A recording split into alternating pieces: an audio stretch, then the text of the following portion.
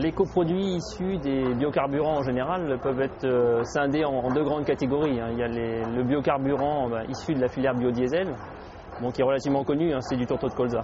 Donc on est habitué à utiliser cette matière première en alimentation animale à des niveaux qui ont été suffisants pour absorber les quantités qui étaient sur le marché. Demain, si ces quantités augmentent, ces niveaux d'incorporation pourront progresser.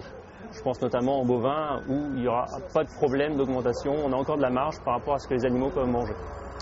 Maintenant, sur le bioéthanol, c'est vrai que les coproduits qui en sont issus sont beaucoup plus divers, beaucoup moins homogènes que ce qu'on connaît du tourteau de colza, qui est une matière première à peu près la même dans tous les pays. Là, on aura affaire à des drèches, donc principalement, qui peuvent être à base de céréales différentes. Donc sur cette base-là, on aura des coproduits différents, mais également différents selon l'usine où ils seront produits. C'est-à-dire qu'une drèche issue d'une usine A base blé sera différente d'une drèche issue d'une usine B base B.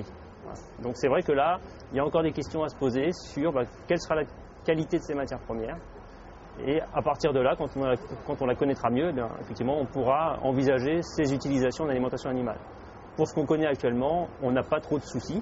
On sait que c'est des produits qui existent dans d'autres pays où des process pilotes ont permis d'obtenir des drèches qui, a priori, sont consommables par les animaux. Donc on n'a pas de soucis de ce côté-là. Les qualités nutritionnelles de ces produits-là sont très spécifiques. C'est-à-dire que c'est des produits aussi bien le colza que les céréales. On leur retire une partie d'énergie. Donc les coproduits sont enrichis en protéines. Donc du tourteau de colza, forcément riche en protéines, mais également des drèches qui, tout en conservant une valeur énergétique intéressante, sont également riches en protéines. Donc on a deux catégories de matières premières qui vont arriver sur le marché, avec comme impact, en termes de substitution avec les autres produits dans les aliments composés, un apport de protéines assez important. Et de l'autre côté, des matières premières plutôt riches en énergie qui s'en iront. Donc au bilan, c'est vrai qu'on va se retrouver avec une interrogation sur des quantités importantes de protéines dans les aliments et des déficits en énergie qu'il va falloir aller chercher dans de l'huile végétale ou du maïs. Donc au-delà d'un apport en tel ou tel nutriment, c'est plutôt une sorte de déséquilibre entre guillemets entre un apport protéique beaucoup plus important que ce qu'on avait actuellement et éventuellement un déficit énergétique qu'il faudra aller chercher dans ces matières premières autres.